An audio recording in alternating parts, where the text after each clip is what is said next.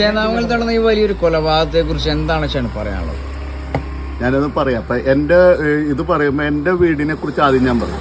എൻ്റെ വീട്ടിൽ 4 മക്കളും അപ്പനും അമ്മയും. അന്ന് എല്ലാ ദിവസവും ഇവർക്ക് പണിയൊന്നുമില്ല. അപ്പോൾ ഞങ്ങൾക്ക് സാധനങ്ങൾ തരാനുള്ള കഴിവ് കുറവാണ്.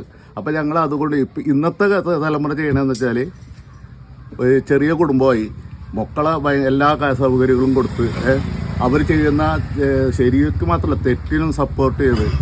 ഇവൻ്റെ കേസ് പറഞ്ഞാൽ ഇവൻ ചെറിയ ചെറിയ തെറ്റുകൾ ചെയ്ത് വന്നപ്പോൾ ഇവനെ സംരക്ഷിക്കാൻ വേണ്ടി ഇവൻ്റെ മെൻ്റൽ സർട്ടിഫിക്കറ്റ് എടുത്ത് ഇവർ വെച്ച് അവസാനം ഇവൻ വലിയ തെറ്റിൽ വന്ന് 28 വയസ്സ് വരെ ആയി.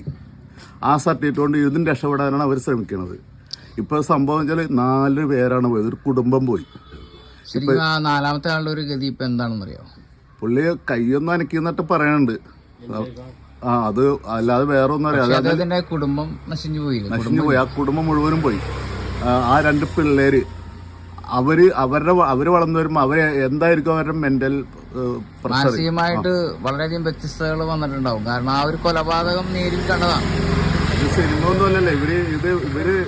ഇവന് എന്നിട്ട് ഇത് കഴിഞ്ഞിട്ട് ഇവൻ ബലസല്ലേ. അതെ അതെ, വളരെ മൃഗീയമായ രീതിയിലുള്ള കൊലപാതകം നടത്തിയിട്ടും വീണ്ടും പോലീസ് ജീപ്പുകളിലൂടെ സഞ്ചരിക്കുമ്പോൾ അവന്റെ മുഖത്തുണ്ടാവുന്ന ഭാവം ശരിക്കും ഇപ്പോഴൊരു ക്രിമിനൽ രൂപം തന്നെയാണ്. ഒട്ടും തന്നെ ഒരു വ്യത്യസ്തകളും കാണുന്നില്ല. അതാണ് അവൻ ഒരിക്കലും ഇവനെ വിടരുത്. ഇവനെ ശരിക്കും ഉണ്ടല്ല വിചാരണ കൂടാതെയാണ് കൊല്ലേണ്ടത്.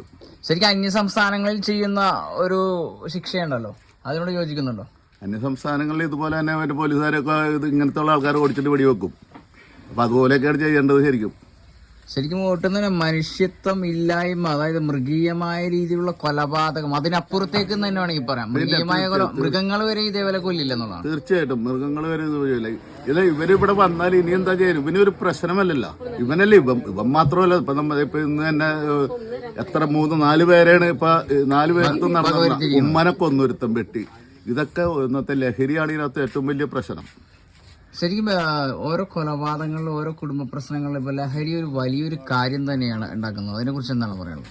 തീർച്ചയായിട്ടും പണ്ട് ഈ പട്ട ഷാപ്പ് ഒക്കെ ഉണ്ടായിരുന്നു, കള്ളുണ്ടായിരുന്നു. ഇവര് പട്ട കുടിക്കും കാരണന്മാര് കള്ള കുടിച്ച് വീട്ടിൽ വന്ന ഒരു ബഹളം ഒച്ചപ്പാട് വെച്ചാല് വലിയ കുത്തും കൊലയൊന്നും നടക്കില്ല. മണിക്കൂറുകൾ മാത്രം അടങ്ങി നിൽക്കുന്ന ഒരു സന്തോഷപൂർവ്വമുള്ള ഒരു കുടുംബമായിരുന്നു.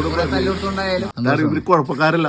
പക്ഷെ അതിലൊരു കാര്യം, ഈ പറയുന്ന ചെറിയ മദ്യങ്ങളും ഈ പറയുന്ന ഇപ്പോഴത്തുള്ള ലഹരികൾ, അതായത് MGM മയക്കുമരുന്നൊക്കെ അതിനും മേലെയാണ്. ഒരു ദിവസം മുഴുവനാണ് തലച്ചോറ് പ്രവർത്തിപ്പിക്കുന്നത്, മരവിപ്പിച്ചളയുന്നത്. അപ്പൊ അതാണ് വലിയൊരു ലഹരി എന്ന് പറയുന്നത്. ഇപ്പൊ മദ്യങ്ങളൊക്കെ കുറച്ച് മണിക്കൂറുകൾ മാത്രമേ ഉള്ളൂ, പക്ഷെ അത് കഴിക്കുന്നവർ വളരെ സൈലന്റ് ആയിരിക്കും.